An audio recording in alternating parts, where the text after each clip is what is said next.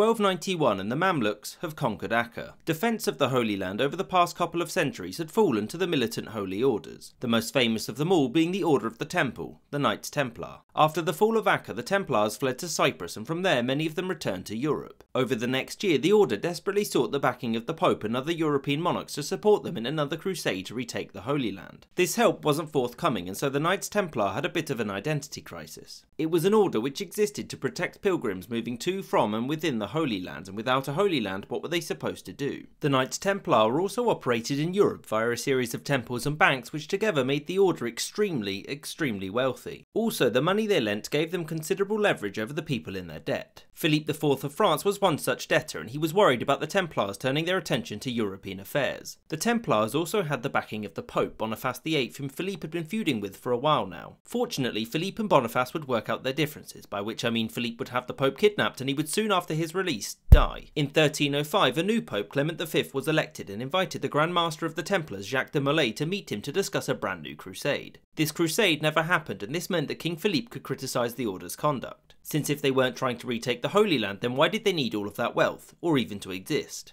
Philippe decided to strike at the order, especially now that its leaders were in France. The main reason was because there had been accusations of heresy against the order that totally weren't orchestrated by Philippe, and wasn't at all because Philippe owed them a gigantic sum of money and didn't want to pay it back, or because they had a bunch of land and property he could seize. It was all about religion. On Friday the 13th, 1307, Philippe's men arrested any Templar they could find across France, which included Molay. The Pope was now furious since the Templars answered to him. After a fair bit of torture, many Templars, including de Molay, confessed to being heretics. Molay retracted his confession, and so the Pope decided to delay their trial. By 1310, Philippe was getting extremely impatient, and so had 54 Templars burned at the stake. This was to preempt the Templars building a legal defence for themselves. The implications were clear: admit your guilt and spend the rest of your life in prison or a monastery, or protest your innocence and be burned. For most Templars, this was enough. The Pope acquiesced, and Templars were arrested all across Europe, and their lands were to be seized until their guilt was determined. In 1311, and under immense pressure from Philippe, Clement V summoned a council to determine what was to be done with the Templars. After no one could agree, the Pope threatened anyone who disagreed with him with excommunication, and the next year the order was suppressed. The Knights Templar were no more. The Templars' property across Europe was to be handed over to another military order, the Knights Hospitaller, whom Philippe promptly extorted for lots of money. In 1314, Jacques de Molay was still in French custody, and the Pope set up a committee to determine his guilt, to which Molay declared his innocence. Philippe was frankly done with this whole Templar business by this point, and so before the Pope could do anything, he had Molay burned at the stake.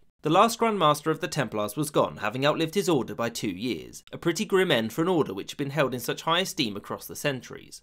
I hope you enjoyed this episode, and thank you for watching, and a special thanks to James Bissonette, Azarka Flash, Henry Rabban, Winston Kaywood, Adam Harvey and Sky Chappelle.